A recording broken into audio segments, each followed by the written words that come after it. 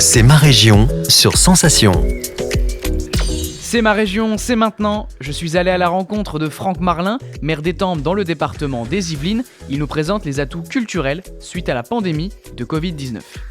Alors, phase Covid-1, phase Covid-2, là je n'ose même plus parler de Covid, je ne sais plus quoi, c'est très compliqué. Donc c'était ce qu'il fallait faire à mon sens, et ce qui était une réussite, je vais vous donner des explications, il fallait que les gens retrouvent le sens du contact avec la famille, sortent de chez eux.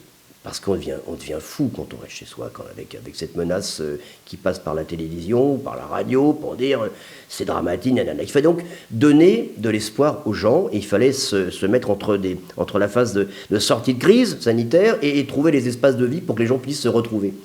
Et en arrivant en prenant mes fonctions de maire, j'avais dit surtout, il faut que les gens, les faire rêver, les faire se retrouver. On a lancé des choses relativement simples, on a recréé des fêtes de quartier. Guinette en fête, plus de 4000 personnes. On a créé, donc là on a renoué avec ce qui avait été fait avant, c'était une recréation, et après on a créé des fêtes de quartier qui étaient ancestrales. Quartier Saint-Pierre, c'était au début juillet, on va se dire il n'y aura pas grand monde, c'est un succès magnifique. Saint-Martin, fin août. Dimanche, je fais un peu de pub, c'est le quartier du centre-ville qui va connaître un rayonnement. Donc c'est redonner du sourire aux gens, mettre en avant bien sûr les qualités de la ville, hein, ses commerçants, ses producteurs locaux, le tourisme, et puis le culturel. On en vient. Donc c'était donner de la joie aux gens. Après ça fonctionne pas mal, et l'intergénération.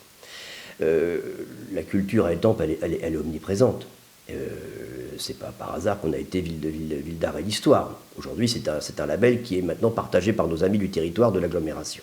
Mais ce label-là, on l'a obtenu nous, Ville d'Étampes. On s'est battu pour. Ça a été des montages de dossiers, parce que quand on regarde, on prend je dirais, ces baskets, hein, et on va faire un tour, vous avez nos églises magnifiques, qu'on croit qu'on ne croit pas, on peut rentrer dans ces églises. On peut découvrir des choses. Notre Halle magnifique, Saint-Martin magnifique, sans passer par Saint-Gilles et Saint-Basile. Vous avez le musée, l'hôtel de ville, par exemple. Quand on a les journées de découverte du patrimoine, vous avez la queue dans les salons. Les gens veulent voir. Les mariés que l'on marie le samedi, ou maintenant tous les jours, sauf le dimanche de la semaine, découvrent, vous avez une magnifique mairie, un hôtel de ville magnifique. Et pour cause, 15e siècle. Voilà. Voilà. Et on est très aidé par l'État, parce que alors, même c'est pas toujours facile, hein, mais comme je vous disais tout à l'heure, quand vous avez des voûtes d'une église qui menacent péril, voilà, vous avez la toiture de ci, donc c'est des coûts, c'est pharaonique ce que ça coûte l'entretien pour une commune, gérer l'investissement pour le patrimoine. Mais on est accompagné par l'État, par l'agglomération des Tempois, par les départements. Mais je dirais, il y a tout ce qu'il faut.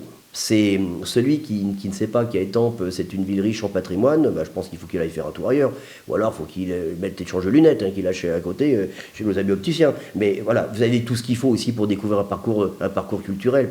On est très accompagné par l'agglo sur la culture, c'est sa compétence.